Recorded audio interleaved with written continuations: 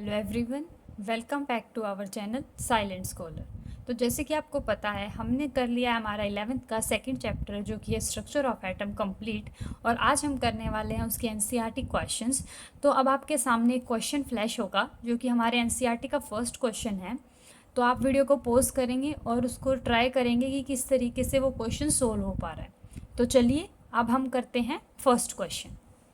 तो देखिए, first question में बोला गया है कि हमें क्या फाइंड आउट करना है। पहले जो हमें फाइंड करना है मैं वो लिख देती हूँ आपके सामने। हमें क्या फाइंड करना है, यहाँ पर आपको फाइंड करना है number of electrons which found in 1 ग्राम। 1 ग्राम में आपके पास कितने इलेक्ट्रॉन पाए जाएंगे, ये आपको फाइंड आउट करना है। तो सबसे पहले हमें ये पता होना चाहिए कि आपके पास 1 kg में कितने, मतलब कितने इलेक्ट्रॉन्स का मास इलेक्ट्रॉन्स का होता क्या है। तो सबसे पहले जो कॉमन चीज़ हमें पता है वो क्या है कि mass of electron, mass of 1 electron, specifically mass of 1 electron कितना होता है 9.1 इंटू 10⁻³ किलोग्राम्स। ये एक इलेक्ट्रॉन का मास है, मतलब एक इलेक्ट्रॉन का वेग कितना है 9.1 इंटू 10⁻³ kg। आप ये लिख सकते हो, या फिर आप इसका रिवर्स भी लिख सकते हो, जो कि हमने फर्स्ट चैप्टर में जब हमने पढ़ा था कि किस तरीके से हम बेसिक कॉन्सेप्ट में पढ़ते हैं। तो हम क्या देखते हैं कि अगर एक इलेक्ट्रॉन का वेट 9.1 इंटू 10⁻³ kg है, तो हम इसको ऐसे रेसिप्रोकल भी लिख सकते हैं कि 9.1 इंटू 10⁻³ kg के अंदर कितने इलेक्ट्रॉन आते हैं, एक इलेक्ट्रॉन आता है। और अगर हम यूनिटरी मेथड लगाएं, इतने किलोग्राम के अंदर एक इलेक्ट्रॉन आता है, तो 1 किलोग्राम के अंदर कितना आएगा 1/9.1 इंटू 10⁻³ kg। अब उसने पूछा है 1 ग्राम के अंदर कितने आएंगे, और हमें पता है 1 kg इक्वल टू 10⁻³ मतलब 1000 ग्राम। और अगर मैं 1 ग्राम की बात करूं, इस ग्राम को मैं इधर लेके आऊंगी तो ये क्या हो जाएगा 1 ग्राम इक्वल टू 1/1000 किलोग्राम, मतलब 1 ग्राम इक्वल टू 10⁻³ kg। तो यहाँ पे हमारे पास 1 ग्राम की वैल्यू आ गई। अब हमें 1 ग्राम के अंदर निकालने हैं कितने नंबर ऑफ इलेक्ट्रॉन आएंगे। तो क्या करना पड़ेगा, अगर कोई भी मान लीजिए 4 टॉफ़ी इतने रुपए की हैं, एक टॉफ़ी इतने की है, तो 12 कितने की होंगी। ये उसी तरीके से है कि 9.1 इंटू 10⁻³ kg के अंदर कितने इलेक्ट्रॉन, एक इलेक्ट्रॉन। 1 kg के अंदर कितने, 1 डिवाइड बाय कर दिया। और फिर 1 ग्राम के अंदर निकालने हैं, 1 ग्राम होता है 10⁻³ kg, मतलब 10⁻³ kg में कितने होंगे 1/9.1 इंटू 10⁻³ मल्टीप्लाई में क्या 10⁻³ kg। अब हम क्या करेंगे, पावर को सोल्व कर लेंगे। पहले 1/9.11 इंटू 10⁻³ ये ऊपर गया है तो पॉजिटिव हो जाएगा 10⁻31 kg।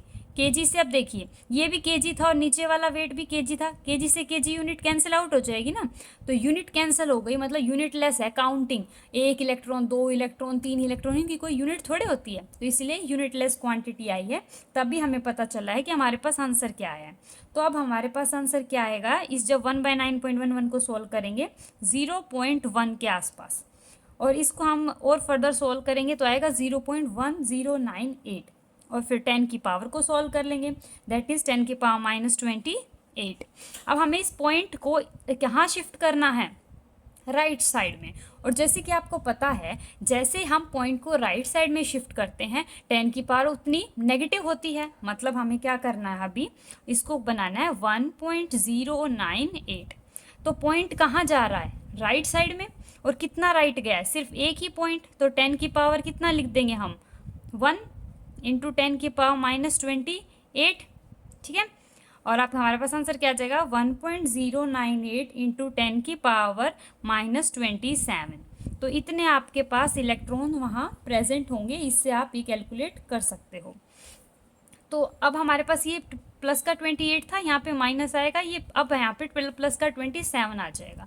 ये कैसे क्यों आया है, तो क्या आप ऐसे देख सकते हैं -3 है और +31 है, तो बड़ा क्या है 31 है, तो हमारे पास जो पावर आएगी वो पॉजिटिव आ जाएगी। और जैसे ही हमने पॉइंट को राइट साइड में शिफ्ट किया तो कितना शिफ्ट किया, 1 पोजीशन शिफ्ट किया, और राइट साइड में शिफ्ट करते हैं तो जितना शिफ्ट किया है उसका नेगेटिव पावर आती है। और अगर शिफ्ट हमने लेफ्ट साइड किया होता, अगर हम इसको 0.01 लेके आते तो यहाँ पे ये क्या था, पॉजिटिव आता, अब ये नेगेटिव आएगा।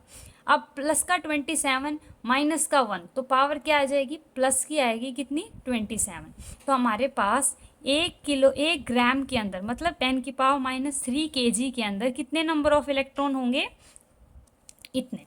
यानी कि हमारे पास आंसर क्या आ गया कि हमारे पास 1 ग्राम के अंदर इलेक्ट्रॉन कितने हैं, 1.098 इंटू 10⁻27 हमारे पास क्या आएगी, इलेक्ट्रॉन्स आ गए।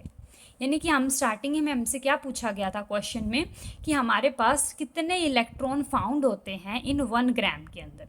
तो देखिए सबसे पहले इलेक्ट्रॉन निकालने हैं, कितने भी वेट के अंदर निकालने हैं, चाहे यहाँ पे 50 ग्राम लिखा होता, कुछ भी लिखा होता, तो हमें एक बात का तो पक्का पता है, ये बहुत इंपॉर्टेंट है, आपको पता होना चाहिए कितना वेट न्यूट्रॉन का, प्रोटॉन का, इलेक्ट्रॉन का होता है।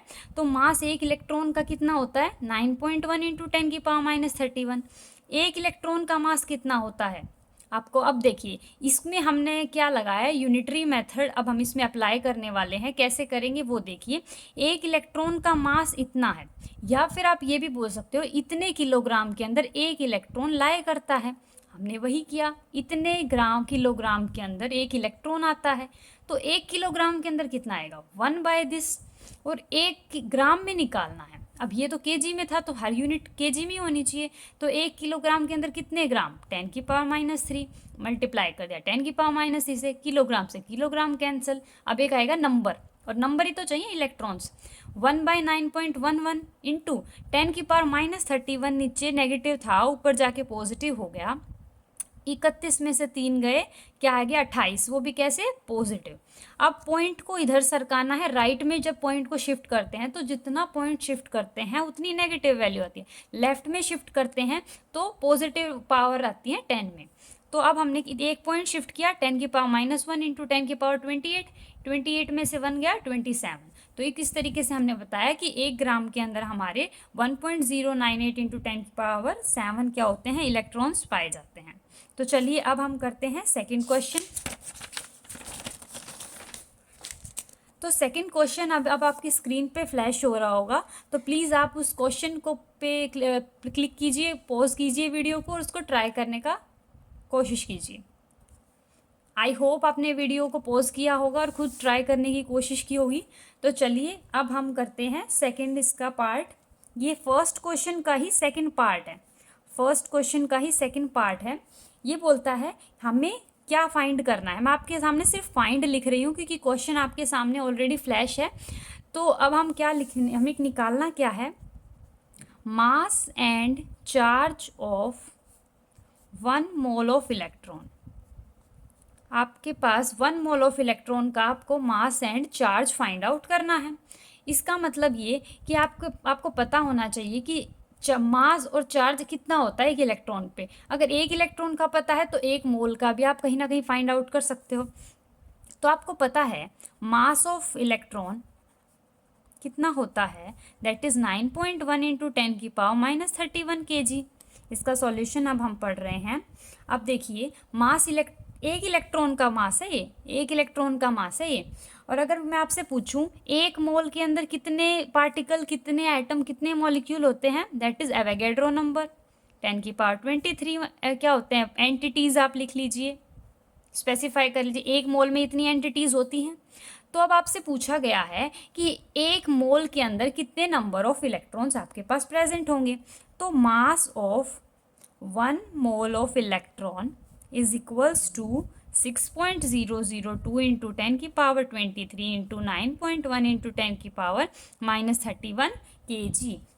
दैट मीन्स हमने ये क्यों किया, अगर देखिए 1 मोल के अंदर इतने इलेक्ट्रॉन हैं, इतने पार्टिकल हैं, इतने एटम होते हैं, 1 मोल के अंदर इतने हैं और एक का वेट अगर 9.1 है तो इतनों का वेट भी तो मल्टीप्लाई में होगा। अगर मान लीजिए एक पैकेट में 100 टॉफ़ी हैं और एक टॉफ़ी का एक टॉफ़ी हमारे पास 5 रुपए की आती है और एक पैकेट में आपके पास 10 टॉफ़ी हैं, तो जो आपके पास 10 टॉफ़ियों का वेट कितना होगा, 5 इंटू 10, यही तो करना है। तो हमारे पास एक मोल में इतने पार्टिकल हैं और एक पार्टिकल का मास इतना है, तो सारे पार्टिकल्स का, इतने पार्टिकल्स का मास क्या होगा, इतना पार्टिकल मीन्स मतलब 1 मोल। तो 1 mole of electron equals to इतने पार्टिकल और एक का मास हमने क्या कर दिया, मल्टीप्लाई कर दिया। तो इसका आंसर आएगा हमारे पास, आपको 6.02, ज़्यादा मत कीजिए, आप इसको 6.02 लीजिए और 9.1 से मल्टीप्लाई कीजिए, आपका आंसर आएगा 5.48 इंटू 10 की पावर -7 किलोग्राम्स।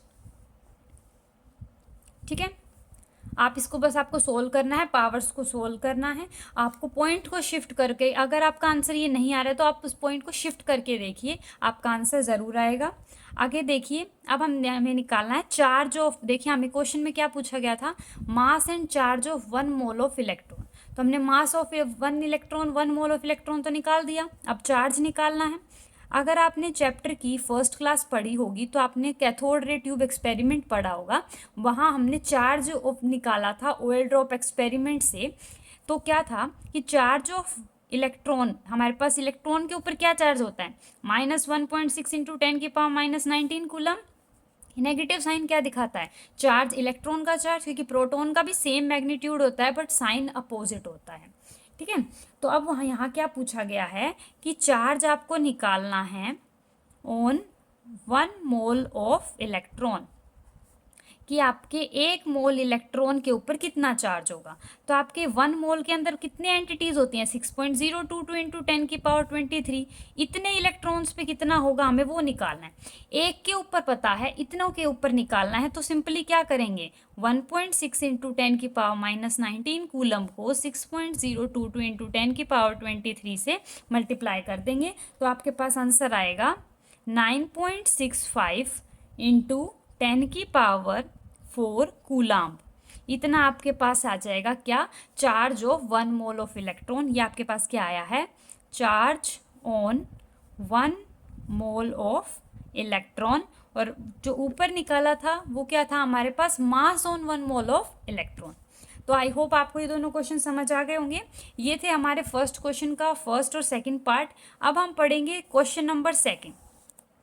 तो अभी आपकी स्क्रीन पे सेकंड क्वेश्चन आया होगा, तो प्लीज़ इसको पॉज करिए और देखिए कि कैसे ये क्वेश्चन सोल्व होगा। स्क्रीन को पॉज कीजिए।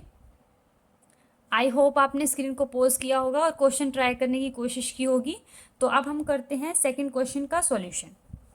तो देखिए सेकंड क्वेश्चन का फर्स्ट पार्ट क्या कहता है, हमें क्या निकालना है, फाइंड क्या करना है। मैं आपके सामने फाइंड लिख रही हूँ। फाइंड आपको करना है total number of electrons present in 1 mole of methane. अब देखिए आपको मीथेन पता है, मीथ मतलब एक कार्बन, एन मतलब एल्केन है, दैट मीन्स CH4। तो आपको CH4 मीथेन के अंदर कितने नंबर ऑफ इलेक्ट्रॉन प्रेजेंट हैं, वो भी किसके कितने मोल में, 1 मोल में। 1 मोल CH4 में कितने इलेक्ट्रॉन प्रेजेंट है आपको वो निकालना है। तो इस क्वेश्चन को सॉल्व करने से पहले आपको बैक टू बेसिक्स जाना पड़ेगा। आपको some basic concept of chapter का काफ़ी यूज़ करना है अभी। वो कैसे, मैंने आपको तब भी बताया था कि 1 मोल किसी भी सब्सटेंस का, मान लीजिए CH4 ही है, तो 1 मोल ऑफ CH4 का मतलब क्या है, मतलब इसका मोलिकुलर मास हो सकता है। इसका मोलिकुलर मास क्या होता है, 12 + 4 दैट मीन्स 16, मतलब 16 ग्राम्स पर मोल के बराबर, इक्वल्स टू 6.022 इंटू 10 की पावर 23 मॉलिक्यूल्स। इसका मतलब 1 मोल CH4 का मास कितना है, 16 ग्राम पर मोल। और जो इतने ग्राम के अंदर इतने पार्टिकल्स लाए करते हैं, हमने ये चीज़ पढ़ी थी उसमें कि 1 मोल किसके बराबर होता था, आपके मोलिकुलर मास के, और इक्वल टू किसके बराबर हो, molecular mass, atomic mass, formula mass पढ़ा था ना आपने, और वो किसके बराबर होता था, 6.022 इंटू 10 की पावर 23 मॉलिक्यूल्स के बराबर। अब उसने पूछा है कि आपको टोटल नंबर ऑफ इलेक्ट्रॉन्स निकालने हैं, मतलब यहाँ मॉलिक्यूल्स की बजाय एंटिटी क्या है हमारे पास, इलेक्ट्रॉन है आपके पास। अगर मुझे मास पता है, आप देखिए 1 मोल के अंदर मुझे कितने इलेक्ट्रॉन है वो पता करने हैं। अगर मुझे ये पता है इतने आपके पास मॉलिक्यूल हैं, वो 1 मोल के अंदर हैं या ग्राम से, तो मैं कुछ कहीं ना कहीं फाइंड आउट कर सकती हूँ कि वहाँ कितने इलेक्ट्रॉन हैं, किन्हीं 2 कॉन्सेप्ट्स का यूज़ करके। तो चलिए कुछ वैसा ही करते हैं। सबसे पहले ये निकालते हैं कि जो इलेक्ट्रॉन निकालने हैं वो इसमें है कितने। हम कैसे किसी भी मॉलिक्यूल में नंबर ऑफ इलेक्ट्रॉन्स काउंट करते हैं। जो हमने स्ट्रक्चर ऑफ ये एटम चैप्टर पढ़ा तो हमने कार्बन 612 लिया था। इसके अंदर हम नंबर ऑफ इलेक्ट्रॉन्स कैसे फाइंड आउट करते थे, ये जो नीचे चीज़ लिखी थी यही हमारे पास प्रोटॉन होते थे और इलेक्ट्रॉन होते थे। सिमिलरली अब आपके पास कार्बन में कितने इलेक्ट्रॉन हैं, कार्बन में इलेक्ट्रॉन है 6, जितना उसका एटॉमिक नंबर उतने उसके electron in a neutral species. जब तक स्पीशी आपके पास न्यूट्रल है तो आपके पास क्या होंगे, आपके पास जितने उसका एटॉमिक नंबर है उतने इलेक्ट्रॉन और प्रोटॉन होंगे। आपके पास अब क्या है, हाइड्रोजन। हाइड्रोजन का एटॉमिक नंबर 1, तो आपके पास इलेक्ट्रॉन भी कितना होता है उसमें 1, आपने पढ़ा है ना 1s1, एक ही इलेक्ट्रॉन को भरते हैं उसकी इलेक्ट्रॉनिक कॉन्फ़िगरेशन में। तो ऐसा ही है कुछ। अब देखते हैं CH4 में टोटल कितने नंबर ऑफ इलेक्ट्रॉन आएंगे। तो CH4 में टोटल नंबर ऑफ इलेक्ट्रॉन आए कितने, 6 + 4 यानी कि 10 आ गए इसमें क्या, नंबर ऑफ इलेक्ट्रॉन्स। तो आपके पास नंबर ऑफ इलेक्ट्रॉन्स आ चुके हैं। अब आपको निकालना है कि कितने इलेक्ट्रॉन प्रेजेंट हैं एक मोल के अंदर। अब मुझे पता है एक मोल के अंदर चीज़ें होती हैं 6.022 × 10⁻23 एंटिटीज़ होती हैं। अब वो इलेक्ट्रॉन्स भी हो सकते हैं, है ना, इलेक्ट्रॉन भी हो सकते हैं, एटम भी हो सकते हैं, मॉलिक्यूल्स भी हो सकते हैं, आयंस भी हो सकते हैं, कोई भी एंटिटी हो सकती है। अब मुझे क्या निकालना है कि अब आपके पास number of electron present in 1 mole निकालने हैं। एक मोल के अंदर इतने हैं, तो अब आपके पास है कितने इलेक्ट्रॉन, टोटल 10 है। तो आपके पास 10 से हम क्या कर देंगे, सिंपली उसको मल्टीप्लाई कर देंगे कि आपके पास 6.022 × 10⁻23 जो मॉलिक्यूल्स हैं किसके, ऑफ मीथेन, उनके अंदर कितने इलेक्ट्रॉन पाए जा रहे हैं, 10 इलेक्ट्रॉन है। क्योंकि आप देख रहे हैं ना एक मोल जो है CH4 है उसके अंदर, अब यहाँ पे ये 1 मोल था, इस 1 मोल के अंदर इलेक्ट्रॉन कितने थे, 10 थे। और 1 मोल किसके बराबर है, 6.022 × 10⁻23 मॉलिक्यूल्स के। तो हमारे पास 6.022 × 10⁻23 मॉलिक्यूल्स ऑफ मीथेन के अंदर कितने नंबर ऑफ इलेक्ट्रॉन हैं। तो हम कैसे निकालेंगे, 6.022 × 10⁻23 × 10, ये आपके पास आ जाएगा 6.022 × 10⁻24 इलेक्ट्रॉन्स आ जाएंगे हमारे पास एक मोल के अंदर। एक मोल के अंदर आपके पास, आप देखिए एक मोल के अंदर कितने थे, 10 नंबर ऑफ इलेक्ट्रॉन थे। और एक मॉलिक्यूल के अंदर वैसे एंटिटीज़ होती कितनी हैं, इतनी एंटिटीज़ होती हैं। और उन एंटिटीज़ के अंदर कितने इलेक्ट्रॉन हैं, 10। एक के अंदर इतने हैं तो 6.022 के अंदर कितने होंगे, 10 से मल्टीप्लाई कर देंगे। देखिए एक मोल के अंदर हमारे पास 10 इलेक्ट्रॉन हैं, और अगर एक मोल का मतलब क्या होता है, 6.022 × 10⁻23 में कितने होंगे, तो 6.022 × 10⁻23 × 10। ये इसी तरीके से है कि एक चॉकलेट 10 रुपये की आती है, तो इतनी चॉकलेट कितने रुपीज़ की आएंगी। तो हमारे पास सिर्फ 10 से मल्टीप्लाई कर दिया तो 10 इतने इलेक्ट्रॉन प्रेजेंट होंगे एक मोल ऑफ CH4 में। कि एक मोल के अंदर आपके पास कितने इलेक्ट्रॉन होंगे CH4 के, वही है तो हमें फाइंड आउट करना था। तो हमने बेसिकली क्या किया, 1 मोल को इतनी एंटिटीज़ में कन्वर्ट कर दिया और उसको किससे मल्टीप्लाई कर दिया, 10 से। तो आपके पास आंसर आ गया। चलो अब हम करते हैं सेकंड क्वेश्चन का। आपके सामने फ्लैश हो चुका है, तो प्लीज़ इस क्वेश्चन को ट्राई कीजिए, वीडियो को पॉज कीजिए। और चलिए अब हम इस क्वेश्चन को ट्राई करते हैं। फाइंड क्या करना है हमें, निकालना क्या है, total number of neutron in 7 milligram of 14 carbon. और एक आपको एडिशनल इन्फॉर्मेशन और क्या देगी, वैसे आपको पता होना चाहिए कि 1.675 × 10⁻27 kg जो कि अप्रॉक्सीमेट वेट होता है मास ऑफ प्रोटॉन का, ये दोनों आपस में कहीं ना कहीं 2 डेसिमल तक सेम होते हैं, mass of neutron and proton. तो आपको क्या करना है, number of neutrons find out करने, इतने मिलीग्राम ऑफ दिस। आपके सामने इसमें नीचे 6 नहीं लिखा हुआ है, पर आपको पता होना चाहिए कार्बन का एटॉमिक नंबर 6 होता है। तो आपको न्यूट्रॉन्स निकालने हैं इतने मिलीग्राम में। अभी तक हम 1 मोल के अंदर इलेक्ट्रॉन निकाल रहे थे, मतलब सिर्फ क्या निकालते थे हम, 1 मोल 6 × 10⁻23 में। अब इतना ग्राम दे दिया, उन्होंने स्पेसिफिक कर दिया है, आपको उसके अंदर ही क्या करने हैं, फाइंड आउट करने हैं। तो सबसे पहले आप क्या सीखिए, जो आपको चीज़ पता है आप वहाँ से शुरुआत कीजिए क्वेश्चन की, कि नंबर ऑफ एटम्स हमारे पास 14 कार्बन के अंदर कितने होते हैं? 14 कार्बन मतलब एक मोल किसी भी सब्सटेंस के अंदर कितने नंबर ऑफ पार्टिकल्स या कितने नंबर ऑफ एटम्स होते हैं? इतने एटम्स होते हैं, इतने एटम्स होते हैं, वो भी किसके? 14C के। एक मोल अगर मैंने ये लिया है तो उसके अंदर इतने एटम्स होंगे 14 कार्बन के। इसका मतलब और क्या हम निकाल सकते हैं कि एक एटम और 14 कार्बन के अंदर इतने एटम्स हैं तो इतने ही उसके कोरस्पॉन्डिंग इलेक्ट्रॉन, प्रोटॉन, न्यूट्रॉन या मतलब कोई भी आप सब पार्टिकल एंटिटीज ले सकते हो। तो हम क्या करेंगे, 14 कार्बन में बेसिकली अब हम प्रोटॉन, न्यूट्रॉन और इलेक्ट्रॉन निकालेंगे क्योंकि हमें न्यूट्रॉन फाइंड आउट करने हैं ना।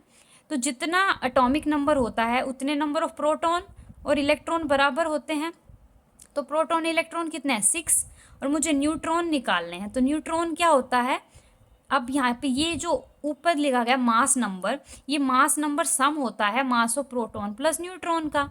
प्रोटॉन 6 हैं, न्यूट्रॉन निकालने हैं, तो 6 में से अगर 14 में से मैं 6 माइनस कर दूंगी तो माइनस करने से मास ऑफ न्यूट्रॉन आ जाएगा 8। तो आपके पास न्यूट्रॉन आ गए हमारे पास 8। तो आपके पास ना 8 न्यूट्रॉन तो किस में आए हैं? एक मोल के अंदर आए हैं। एक मोल के अंदर आए हैं, वो भी किसके? 614 के। एक मोल के अंदर आपके पास कितने आएंगे? अब एक मोल के अंदर निकालने होते तो आप इसको मोल के पार्टिकल्स मतलब 6.022 इंटू 10⁻23 से मल्टीप्लाई कर देते हैं। पर यहाँ पे 7 मिलीग्राम्स में पूछा गए हैं तो हमें ग्राम में के अंदर ही कन्वर्ट करना पड़ेगा। इस क्वेश्चन में समझिए कि वहाँ पे 1 मोल दिया हुआ था तो हमने पार्टिकल्स से बस इलेक्ट्रॉन को मल्टीप्लाई कर दिया था। यहाँ मिलीग्राम दे रखा है, ग्राम्स में आपको कन्वर्ट करना है, तो इसके ग्राम का यूज़ करेंगे ना कि इनके पार्टिकल्स का यूज़ करेंगे। मतलब अब हम आपको पता है ना 1 मोल किसके बराबर होता है? Atomic mass equals to number of particles के। तो अब हम काम यूज़ में लाएंगे इसका मास, क्योंकि मास में चीज़ें पूछी हुई हैं तो हम इसके मास का यूज़ करेंगे। देखिए कैसे करते हैं। आपको पता है हमने क्या पढ़ा है हमारे पास जो कि मोल कॉन्सेप्ट है, जैसे 14 ग्राम के अंदर कितने नंबर ऑफ एटम्स होते हैं, पार्टिकल्स होते हैं? इतने। या फिर हम बोल सकते हैं इतने पार्टिकल्स का मास 14 ग्राम होता है। तो अब 14 ग्राम्स के अंदर इतने नंबर ऑफ पार्टिकल्स होते हैं, इतनी नंबर ऑफ एंटिटीज होती हैं। अगर मैं न्यूट्रॉन की बात करूं तो यहाँ पे न्यूट्रॉन्स कितने हैं? 8 न्यूट्रॉन थे। अगर उस एक मोल के अंदर की बात की जाएगी तो 14 ग्राम के अंदर कितने होंगे? 6.022 इंटू 10⁻23 इंटू 8 से सिंपली मल्टीप्लाई कर देंगे जैसे पीछे क्वेश्चन में किया। कैसे किया था? एक मोल के अंदर मतलब 12 ग्राम के अंदर निकालने के लिए। ये एक मोल ही तो है, बस मोल को किस में चेंज कर दिया? ग्राम्स में, क्योंकि हमें काम ग्राम का है ना, कि 7 मिलीग्राम्स में पूछा है। तो देखिए आपके पास एक मोल यानी 14 ग्राम में इतने नंबर ऑफ क्या होते हैं? न्यूट्रॉन्स प्रेजेंट होते हैं। 1 ग्राम के अंदर कितने होंगे? अगर 14 टॉफ़ी इतने रुपए की है, एक टॉफ़ी इतने की है, तो 7 टॉफ़ी कितने की होंगी? वैसे ही 6.022 into 10⁻23 into 8 divide by 14 grams, इतने क्या होंगे? न्यूट्रॉन्स प्रेजेंट होंगे 1 ग्राम के अंदर।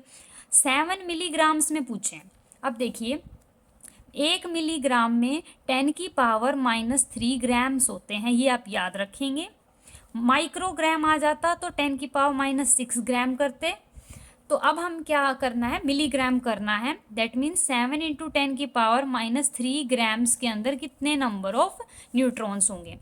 तो मल्टीप्लाई कर देंगे simply. 6.022 into 10⁻23 into 8 divide by 14 gram into 7 into 10⁻³ grams. Gram से ग्राम कैंसिल, 7 डिवाइड बाय 2, 2 से 4 cancel. Simply mathematics 6.022 into 10⁻23 into 4 into 10⁻³ अब देखिए ये 23 है, ये 3 है, तो क्या हो जाएगा? 6.022 इंटू 10⁻20 इंटू 4। अब आप क्या क्या करना है? सिर्फ 4 को और 6.022 को आपको क्या करना है? मल्टीप्लाई करना है। आपका आंसर आएगा 2.4 इंटू 10⁻21। तो आपके पास ये आंसर आ गया है। ये आपके पास कितने आ गए? इतने नंबर ऑफ न्यूट्रॉन्स आपके पास प्रेजेंट हैं। ये 20 था। इतने न्यूट्रॉन्स प्रेजेंट है कितने में? 7 मिलीग्राम ऑफ 14 कार्बन में आपके पास इतने न्यूट्रॉन्स प्रेजेंट हैं। कैसे किया आपने बेसिकली, जैसे आपको 1 मोल में पूछे हुए थे इलेक्ट्रॉन, तो आपने सिंपली इलेक्ट्रॉन निकाले और 6.22 से मल्टीप्लाई कर दिए। यहाँ उसने ग्राम्स में पूछ लिया तो आपने 1 मोल को किसके अंदर कन्वर्ट कर दिया, ग्राम्स में, क्योंकि हमें पता है 1 मोल किसी के मोलर मास और या फिर एटॉमिक मास या फॉर्मूला मास के बराबर होता है और उसमें इतने एंटिटीज़ होते हैं। अब मैंने एंटिटीज़ को किस फॉर्म में लिखा, न्यूट्रॉन में, उसको मास के बराबर रखा। 14 ग्राम में इतने न्यूट्रॉन, 8 से मल्टीप्लाई कर दिया, इतने न्यूट्रॉन थे ना 14 कार्बन में। अब 1 ग्राम के अंदर निकालिए, 7 मिलीग्राम के अंदर निकालिए, उसको सोल्व कर लिया। ये था हमारा इसका पार्ट बी, किसका, सेकंड क्वेश्चन का। अब नेक्स्ट क्वेश्चन देखते हैं, चलिए थर्ड पार्ट इसी क्वेश्चन का। इस क्वेश्चन का थर्ड पार्ट आपकी स्क्रीन पे अभी फ्लैश हुआ होगा, प्लीज़ पॉज कीजिए और क्वेश्चन को करने की कोशिश कीजिए। आई होप आपने क्वेश्चन को सोल्व किया होगा, ट्राई की ज़रूर की होगी। तो चलिए अब उसका सॉल्यूशन करते हैं। आपको फाइंड क्या करना है अब इस क्वेश्चन में, नंबर ऑफ प्रोटॉन। अब देखिए आपने पहले इलेक्ट्रॉन निकाले, फिर न्यूट्रॉन निकाले, अब आप प्रोटॉन निकाल रहे हो। कितने, क्या निकाल, किसके अंदर, इतने milligrams of NH3 at STP। ये STP क्या होता है, standard temperature pressure, that is 298 kelvin and 1 atmosphere pressure. इसको हम क्या बोलते हैं, स्टैंडर्ड टेम्परेचर कंडीशंस। अब हमें प्रोटॉन्स निकालने हैं NH3 के अंदर। देखिए NH3 के अंदर प्रोटॉन्स कैसे निकलेंगे, जैसे हमने इलेक्ट्रॉन निकाले थे CH4 के, इनके एटॉमिक नंबर से। नाइट्रोजन का कितना होता है 7, हाइड्रोजन का कितना होता है 1, तो हमारे पास क्या हो जाएगा 1 × 3, क्योंकि 3 है ना, तो हमारे पास कितने आ जाएंगे प्रोटॉन, 10 आपके पास प्रोटॉन्स आ जाएंगे NH3 में। अब देखिए इतने मिलीग्राम्स के अंदर निकाले हैं, ऊपर वाले क्वेश्चन जैसा। अब 1 मोल NH3 का मतलब होता है, NH3 का मास कितना होता है 14 + 3 17 ग्राम्स पर मोल, तो 17 gram per mole equal to 6.022 into 10⁻23 entities of क्या, NH3। ये चीज़ तो आप अच्छे से याद कर लीजिए, आपको काफ़ी यूज़ में आएगी। तो अब आपको क्या करना है, 1 मोल के अंदर इतने पार्टिकल्स होते हैं, तो 1 मोल के अंदर कितने प्रोटॉन आएंगे, 10 से इसको मल्टीप्लाई कर देंगे, तो हमारे पास 17 ग्राम के अंदर कितने प्रोटॉन आएंगे, 10 से मल्टीप्लाई कर देंगे 6.022 इंटू 10⁻23 को। चलिए करते हैं। अब देखिए आपके पास 1 मोल में कितने आपके पास प्रोटॉन है, या फिर आप बोल सकते हो यहाँ पे 17 ग्राम्स ऑफ NH3 के अंदर कितने नंबर ऑफ प्रोटॉन्स हैं, 6.022 इंटू 10⁻23 इंटू हमारे पास कितने नंबर ऑफ प्रोटॉन्स थे, 10 थे। तो आपके पास क्या आ जाएगा, 17 ग्राम्स ऑफ NH3 के अंदर आपके 6.022 इंटू 10⁻24 प्रोटॉन्स आपके पास प्रेजेंट हैं। 1 ग्राम ऑफ NH3 में कितने प्रेजेंट होंगे, 6.022 इंटू 10⁻24 डिवाइड बाई 17, इतने आपके पास प्रोटॉन्स प्रेजेंट होंगे। अब आपको क्या फाइंड आउट करना है, 34 मिलीग्राम्स के अंदर। अभी अभी हमने देखा 1 मिलीग्राम इक्वल टू 10⁻³ ग्राम्स, इसको हम कैसे करेंगे, 34 इंटू 10⁻³ ग्राम्स ऑफ NH3 के अंदर कितने प्रोटॉन्स होंगे हमारे पास, 6.022 into 10⁻24 divide by 17 into 34 into 10⁻³ 17 2 जा 6.022 को 2 से मल्टीप्लाई कीजिए, 10⁻24 इंटू 10⁻³ पावर सेम है, तो क्या हो जाएगा 24 में से 3 - 1 क्या बचेगा 21। इन दोनों की सिंपल क्या करना है आपको मल्टीप्लाई, आपके पास आंसर आएगा 1.20 इंटू 10⁻22। यहाँ से क्या आएगा आपके पास 21 आएगा, और आपको 1 जो डेसिमल है उसको शिफ्ट करना होगा, जिस कारण आपका आंसर क्या आएगा 10⁻22। चलिए अब हम करते हैं इसी का क्वेश्चन का नेक्स्ट पार्ट। इस क्वेश्चन में आपको क्या निकालना है, देखिए अब इसका पार्ट बी, इस थर्ड क्वेश्चन का ही पार्ट बी आपकी स्क्रीन पे अभी फ्लैश हुआ है, आपको वो सॉल्व करके देखना है। प्लीज़ उस क्वेश्चन को ट्राई कीजिए, थर्ड क्वेश्चन का बी पार्ट क्वेश्चन, वीडियो को पॉज कीजिए और क्वेश्चन ट्राई कीजिए। आई होप आपने क्वेश्चन ट्राई किया होगा। तो चलिए अब इसको हम सॉल्व करते हैं। आपको फाइंड क्या करना है यहाँ पर, total mass of proton in 34 milligram of NH3 at STP. Will the आपको बताना है क्या आपके पास आंसर चेंज हो जाएगा जैसे हम टेम्परेचर और प्रेशर चेंज करेंगे। तो हमें ये देखना है जो हमारे पास नंबर ऑफ प्रोटॉन आए हैं किसी मास के अंदर, इतने ग्राम के अंदर, क्या वो टेम्परेचर प्रेशर बढ़ाने से चेंज हो जाते हैं। चलिए देखते हैं इसका सॉल्यूशन कैसे करेंगे हम। कि हमें पता है, ये बात आपको पता है, मास, प्रोटॉन का मास कितना होता है। जैसे इलेक्ट्रॉन का मास 9.1 इंटू 10⁻³ होता है। न्यूट्रॉन का मास आपने क्वेश्चन में देखा है। तो प्रोटॉन का मास भी कहीं ना कहीं सेम 2 डेसिमल्स तक सेम होता है। ये होता है हमारे पास इतना किलोग्राम्स। अब टोटल मास ऑफ प्रोटॉन हमें निकालना है इन इतने मिलीग्राम्स ऑफ NH3 के अंदर। तो टोटल मास क्या होगा आपके पास of proton in 34 milligram of NH3 के अंदर। तो वो क्या होगा, एक प्रोटॉन के अंदर इतना है, 34 मिलीग्राम्स के अंदर आपके पास कितना हो जाएगा 1.674 इंटू 10⁻27 इंटू 1.204 इंटू 10⁻22। अब ये चीज़ कहाँ से आई ये आप समझिए। मैंने इतने ग्राम्स के अंदर प्रोटॉन्स यहाँ से फाइंड आउट कर लिए थे ना। देखिए यहाँ पूछा गया है टोटल मास ऑफ प्रोटॉन, और यहाँ पे मुझे पता है इतने मिलीग्राम्स के अंदर इतने प्रोटॉन होते हैं, और एक प्रोटॉन का मास इतना होता है। तो 34 मिलीग्राम में जितने प्रोटॉन होंगे उसका मास कितना होगा, तो जस्ट मल्टीप्लाई ही तो करने से आएगा। एक प्रोटॉन का मास इतना है, तो 34 मिलीग्राम के अंदर प्रोटॉन कितने हैं, इतने। तो इतने प्रोटॉन्स का मास कितना होगा, जस्ट इस मल्टीप्लाई कर देंगे और तो हमारे पास आंसर क्या आएगा। ये क्वेश्चन तभी सोल्व हो सकता है जब आपने ऊपर वाला सोल्व किया होगा, इसीलिए बिल्कुल सेम थे, आपस में इंटरलिंक थे। आपके पास आंसर आएगा 2.01 इंटू 10⁻⁻5 किलोग्राम्स। आप इनको सोल्व करोगे तो आपके पास ये आंसर आएगा। और फिर अब हमसे जो क्वेश्चन का नेक्स्ट पार्ट पूछा था वो ये था कि क्या आपके पास जो भी ये टोटल मास ऑफ प्रोटॉन है क्या वो चेंज होते जाएंगे, वो बदलते जाएंगे जब आप टेम्परेचर प्रेशर बदलोगे। तो आंसर है नो।